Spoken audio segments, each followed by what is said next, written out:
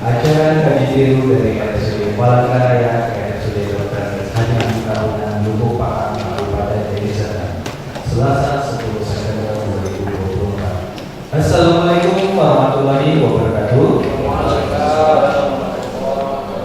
Selamat pagi dan salam sejahtera untuk kita semua. Baiklah, sebelum mulai acara ini akan saya bacakan satu pantun karena itu merupakan ciri khas warga Deli Serdang. Hari petang mencari rokan, terang dan ketam juga didapat. Selamat datang kami ucapkan, semoga hasil yang diperoleh dapat bermanfaat. Yang saya bacakan tentang tertib, yang pertama itu Sertif Baby, yang kedua menyanyikan Indonesia Raya, yang dilanjutkan oleh Mas Deli Serdang, yang ketiga doa yang akan dibawakan oleh Bapak Bayu Rumahese, yang keempat pemutaran video profil singkat tentang RSUD Dr. Haji Tahunan, yang kelima kata sambutan dari Bapak Direktur RSUD Dr. Haji Tahunan, yang keenam kata sambutan dari Bapak Direktur RSUD Palangkaraya, yang ketujuh pemaparan yang akan dibawakan oleh Ibu Sergi Hadian SKM MKM, yang kedelapan sesi tanya jawab dan diskusi.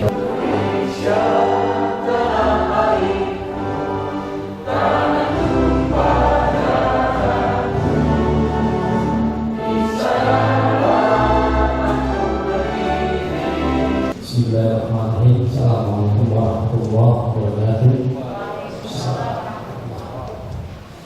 Mari kita berdoa. Saya mulai dengan Islam dan dengan Islam. A'udzubillahi minasyaitonir rajim. Bismillahirrahmanirrahim. Alhamdulillahirabbil alamin. Wassalatu wassalamu. Baiklah, kita masuki acara selanjutnya, yaitu kata sambutan dari Bapak Direktur RSUD Dr. Haji Tahunan kepada Bapak Dr. Hanif Ali MMKJ SPKJ. Waktu dan tempat dipersilakan. Warahmatullahi wabarakatuh. Selamat pagi, salam sejahtera untuk kita semua. Yang saya hormati dan saya banggakan pertama kita yang tak tahu sangat jauh, tidak ada perkembangan langsung dari Palangkaraya ke di Kuala Namu 2 kali terbang dan dengan segala macam perjuangan Dr. Abram dan kawan-kawan dengan ahli selain datang ke Pak Boy dan jajaran manajemen yang juga DDP dan Gusti dan rombongan yang berhadir. Kami sangat berharu dan bangga jauh saudara kita dari Kalimantan Tengah, Palangkaraya. Mungkin kami cuma dengar nama kotanya, tapi walau bisa kami ke sana. Pak Abram udah nyampe ke Deli Serdang. Kami ucapkan selamat datang dan alhamdulillah Kabupaten Deli Serdang. Saya hormati juga para jajaran staf siaga dari manajemen, Ibu Wadi Widya dan SDM dan pendidikan, yang SKM, kemudian para kabit, ada guru yang membaca kawan-kawan kalau ada beliau akan menjaga ke jajaran kami di pelayanan dan semua staf yang berhadir. Pertama-tama rasa syukur kita dengan Allah SWT dan kuasa bahwa di tengah kesibukan kita juga sisi keluarga jajaran hadir ini semuanya sedang sibuk, ada di perempuan, ada segala macam kegiatan yang maka kami berbagi dan alhamdulillah ini berbagi dengan publik. Jadi sehingga kita bisa kemarin teman-teman dari Palangkaraya, ternyata Tuhan masih memberkati sehingga memberi kesehatan kepada. Selamat pagi, salam sejahtera untuk kita semua. Yang kami hormati Direktur Rumah Sakit Umum Daerah Dr. Haji Amin Tahunan, Dr. Hanif Ali, yang menyampaikan spesialis kardio. Yang kami hormati juga dari Wakil Direktur CND di SDM, dan di sini ada beberapa jajaran rumah sakit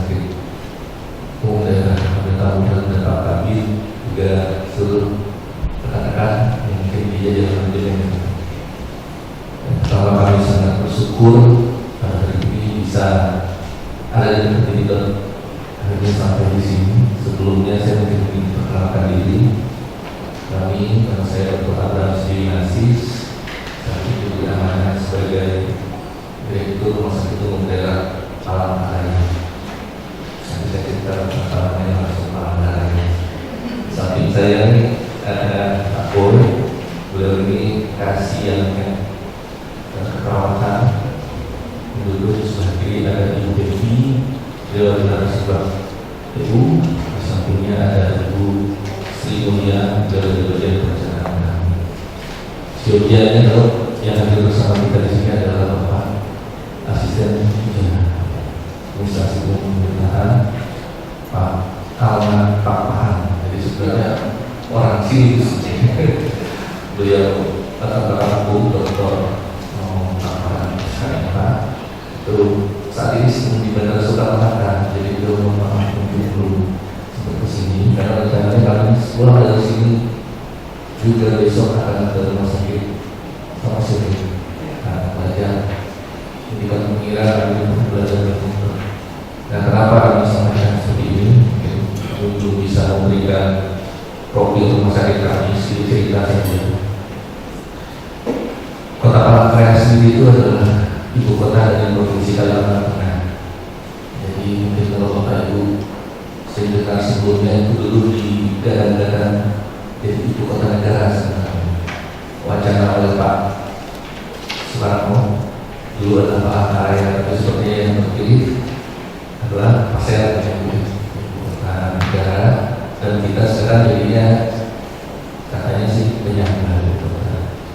Jadi penyangga dan beda dengan DKI.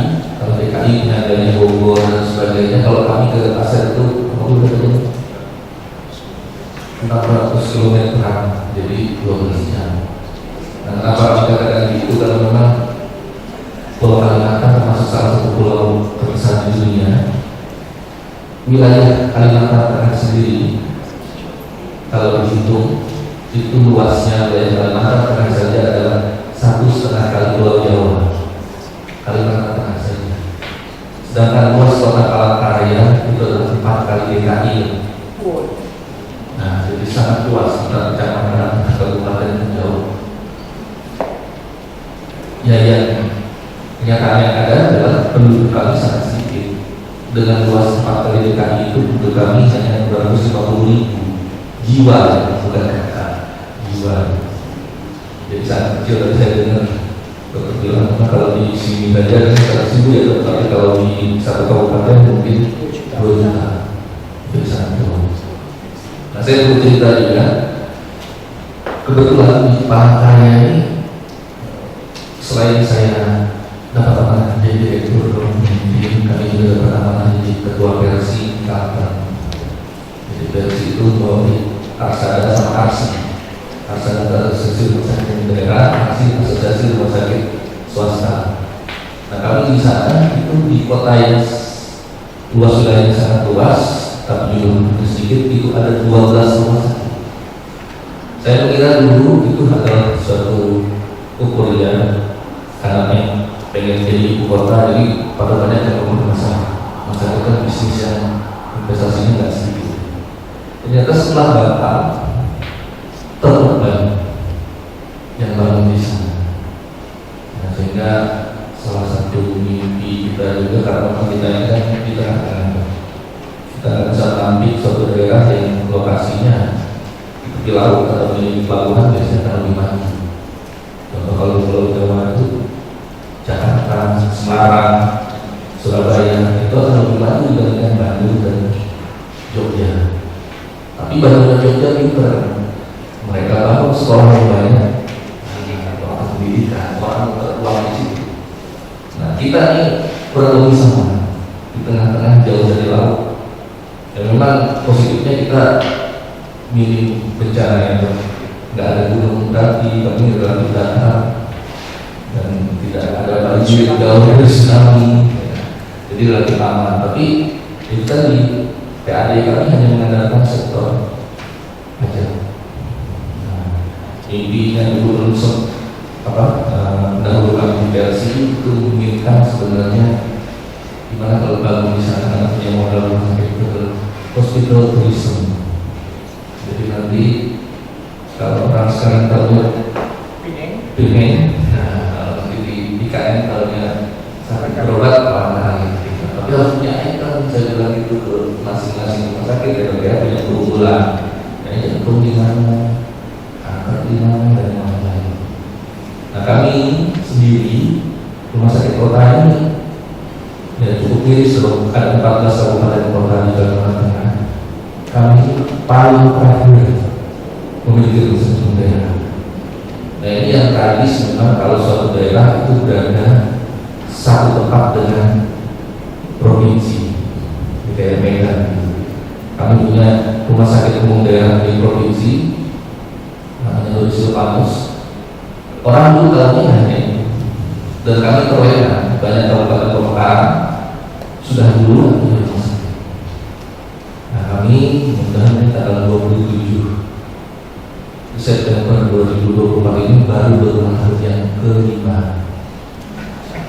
Udah. Nah, saya dengar dari Dr. Hari bahwa dulu berdiri kan di tahun 50-an, tahun 80-an menjadi rumah sakit daerah. Nah, kita ada kesamaan nih. Saya pikir ini salah satu latar belakang kami juga dalam kenapa memilih rumah sakit berperan sama di Ragunan ini karena kita berangkat dari suatu puskesmas. Dan kebetulan kami di sini sebagai pelaku sejarah karena saya juga direktur kota dari puskesmas dulu, puskesmasnya dirobohkan sampai jadi rumah sakit dari berdiri naik ke kecil. Ya kita belajar, saya tahu suatu saat saya jadi B ya rumah sakit sampai Ragunan. Nah ini salah satu kita cari yang memiliki kesamaan latar belakang dengan kami untuk bisa belajar. Dan memang di rumah sakit kami ini juga tantangannya cukup banyak dok, karena memang rumah sakit baru ya. Dokter tadi sudah menyampaikan WBK, kami pun sama sebenarnya secara de jure WBK karena tertulis di SK WBK, tapi secara de facto. Nah ini kadang-kadang ya dok ya, di lapangan tuh teman-teman di pemerintahan yang belum memahami itu masih seolah-olah kayak UPT gitu. Kamu juga mungkin untuk belajar gimana bisa ini. Kemarin barusan ada sosialisasi dari pusat itu ya, sampai puncak-puncak beliau karena beliau menyatakan rumah sakit WBK bukan UPT. KPK rasanya jadi yang memang beda. Dan yang paling berat bagi kami mungkin sangat dari dokter dan fisik. Begitu suatu rumah sakit itu BUD, kami juga rasakan. Kami itu beruntung, kami diresmikan itu di tahun 2019. Posisi kami sangat jauh di luar kota, pinggir kota perbatasan kabupaten. Pasien banyak, belum banyak dikenal orang. Ya bukan berarti saja kesulitan apa ya, tapi pas kami resmikan pas COVID. Mohon izin Bapak Ibu, saya mewakili bagian SDM yang memperkenalkan dari bagian SDM hari ini. Izin Bapak Ibu, sebelum kami menjelaskan perencanaan SDM di RSUD Negeri Talengan, kami awali dengan pemberitahuan jumlah pegawai kami Pak. Jumlah pegawai kami saat ini ada 697 orang, terdiri dari ASN dan tenaga non-ASN. Tenaga non-ASN kita juga terbagi dua, sebagian dari APBD dan sebagian dari BLUD. Sekedar informasi Pak, jumlah tempat tidur kami saat ini sebanyak 211 tempat tidur. Next.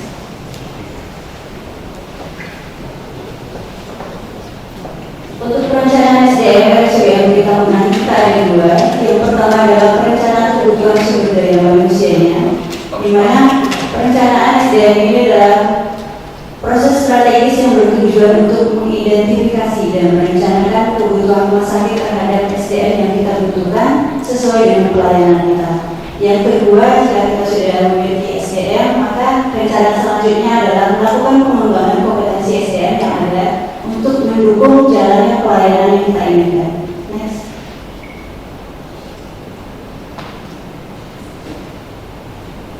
Strategi perencanaan kebutuhan SDM kita yang pertama adalah berdasarkan analisa beban kerja.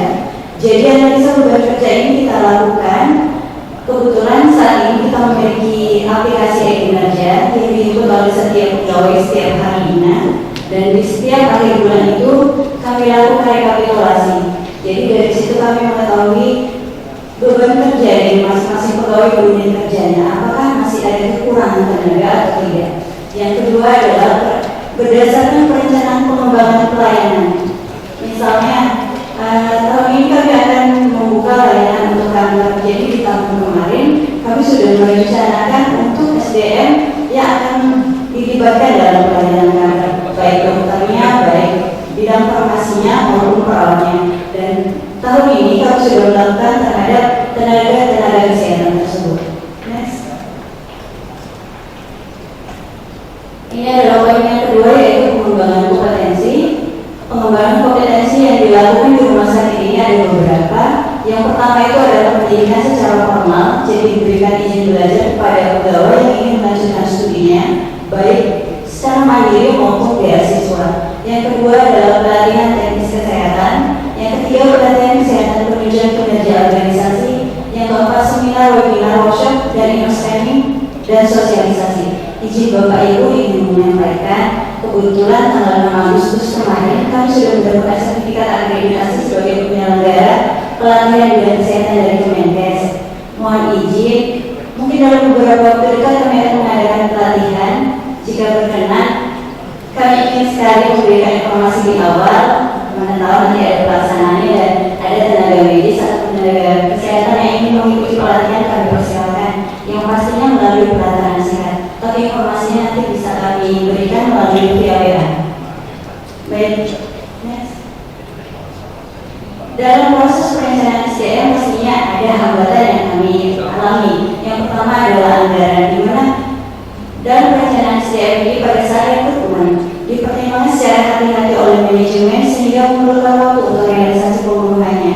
Terkadang kita membutuhkan beberapa orang, tapi mungkin dalam 1 tahun tidak bisa dipenuhi semua ya Pak. Jadi mungkin ada pertimbangan beberapa orang dulu yang kita ambil, atau yang tahun depannya beberapa orang seperti itu. Kemudian formasi ASN, adanya keterbatasan formasi ASN di Pemkab Deli Serdang, itu juga menjadi kendala bagi kami dalam perencanaan SDM di rumah sakit. Selamat pagi, Pak Direktur, dari RSUD Organisasi juga seluruh jajaran yang sudah diperkenalkan. Saya juga mewakili dari layanan medis dan keperawatan RSUD Kota Palangkaraya terkait dengan jumlah SDM. Ada temanya adalah kita kaji tiru lihat apa yang sudah dipaparkan tadi, luar biasa. Saya tertarik dari salah satu paparan di pertama terkait dengan sebaran jumlah SDM. Pak Dokter, tadi sudah disampaikan Pak Direktur bahwa kita juga SDM bertanggungan ini bentuknya seperti rumah sakit Palangkaraya, bahwa misalnya di rumah masih ada tenaga perawat atau di tempat lainnya, tapi karena tuntutan dengan akreditasi, maka kita coba untuk menarik perawat dan kita tempatkan ke ruangan atau ke tempat yang memang sesuai dengan pendidikannya. Jadi kita merekrutlah untuk tenaga yang memang misalnya keuangan, sarjana ekonomi atau akuntansi. Jadi memang itu diminta dari akreditasi. Jadi untuk penghitungan kebutuhan keperawatan itu misalnya seperti di HG. Jadi kita menghitung ABK. Jadi setiap pegawai di sini membuat EGIM. Dari EGIM-nya kita melihat mencukupi apa enggak di unitnya masing-masing. Kalau ternyata tidak mencukupi, maka kita dari SDM merencanakan untuk penambahan tenaga yang kita berikan ke perencanaan yang untuk dimasukkan dalam anggaran. Tetapi apabila EKI-nya sudah mencukupi, tenaga ABK-nya sudah mencukupi di unit tersebut, walaupun orang pelayanan membutuhkan, kami tidak akan memberikan tenaga baru pada mereka. Jadi semua pegawai di sini harus benar-benar mengerjakan EKI-nya, karena itulah dasar kami bagian SDM untuk menghitung kebutuhan tenaga-tenaga yang ada di unit masing-masing.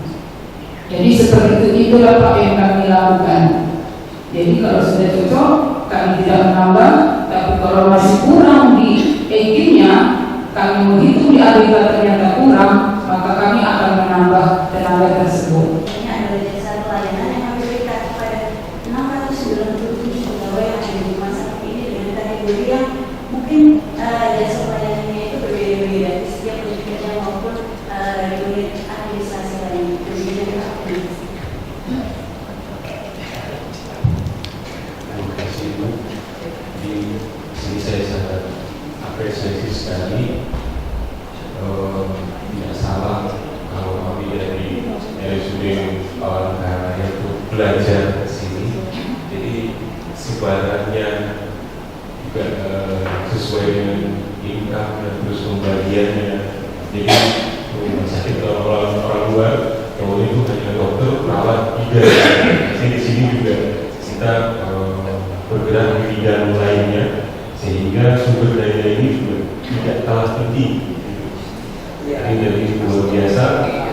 Sementara yang ada di kami memang belum bisa sebaran yang menyerupai begini. Maksudnya saya tertarik tadi antara jumlah perawat dengan jumlah yang hampir sama, jumlah bed yang banyak, terkait juga dengan sambil melaksanakan layanan di PONI. Itu yang saya tadi, wah ini luar biasa. Kami saya berterima kasih sekali lagi atas penjelasannya terkait dengan sebaran SDM. Terima kasih sekali lagi.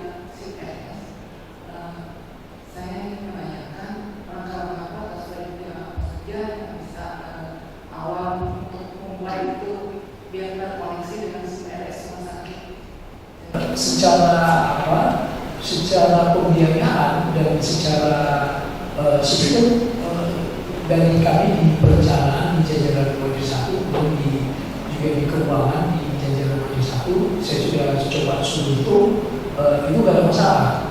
Kita gak ada masalah sama sekali. Saya bilang silakan aja kalau itu harus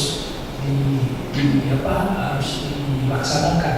Yang jadi persoalan kita adalah kenapa adil sekali P3K itu tidak diberikan ke kita sebagai tadi dibilang Pak Abram, nilai-nilai lebih dari rumah sakit daerah. Itu yang sebenarnya saya mencoba untuk berkomunikasi, kita coba udah berkoordinasi. Memang itulah pemerintah daerah prioritas segala macam memang harus dari kita kemampuan untuk melakukan lobby dan pressing terhadap persoalan kita tadi.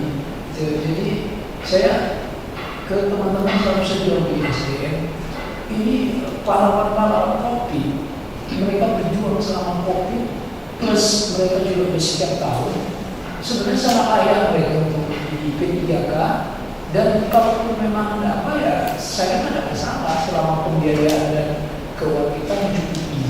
Tadi saya tertarik nih Pak mendengar pendapatan dari PSUD Haji Amri tersebut sekitar 9 sampai 10 miliar per bulannya Pak ya. Sedikit keluar dari SDM Pak. Untuk pendapatan yang segitu besar Pak, apakah masih ada support APBD terhadap PSUD Haji Amri Tabunan tersebut? Kemudian mekanismenya seperti apa? Apakah melalui dinas kesehatan atau kita langsung ke KPD Pak? Itu kita selalu ini ada, nanti mungkin bisa tambah koreksi ya dari bagian keuangan. Kita kan selalu mengajukan anggaran. Sebenarnya saya sudah selalu menyatakan situasinya hampir nggak fair. Kenapa? Karena dari rumah sakit ini mau dia BUD, komunikasi anggaran segala macam, ini adalah bagian dari tugas pokok pemerintahan, yaitu tugas pemerintah daerah. Nah, karena bagian dari tugas pemerintah daerah, tentunya undang-undang rumah sakit juga pemerintah kita bukan sebagai perusahaan. Nah, sementara teman-teman baik di PPK maupun di DPR masih memandang, wah kalau udah BLB